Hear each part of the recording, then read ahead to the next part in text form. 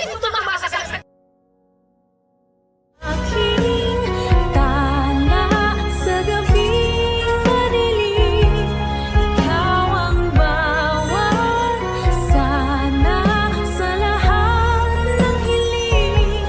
Sa hirap man o sa saya ay Ay, grabe talaga nangyari ngayon sa abot kamay na pangarap na kung saan nga.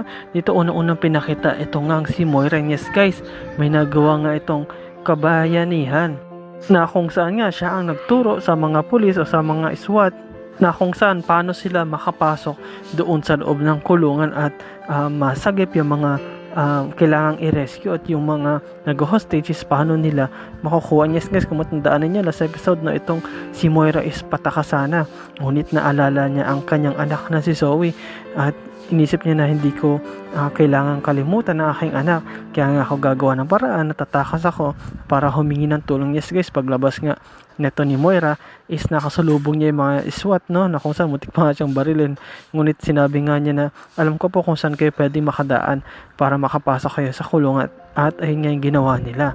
At dahil sa kanila na-rescue yung halos lahat ng mga kailangang i-rescue. At proud nga mismo si Warden mismo nung sinabi niya ito kay Zoe, na kung saan si Zoe nahanap niya ang kanyang nanay.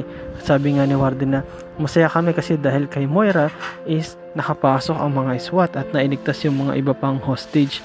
At ito naman guys, no, si Madam Lotus nagsisina sa kanyang mga ginawa at gusto na nga niyang magbago. Sabi niya kasi para pag bisita ng anak niya is makita na talagang nagbago siya at willing siyang bayaran yung mga ginawa niyang kalokohan. At yes guys, no, ito kasi si Madam Lotus ang nagpasimuno, ngunit makita natin na nasa delikadong sitwasyon pa rin itong si Annalyn sapagkat yung mga kasamahan niyang iba ni Madam Lotus is hindi umagri sa kanya. Sabi na, Madam, ang labo niyo naman, kala ko mapapatayin natin itong si Doc, patayin na natin.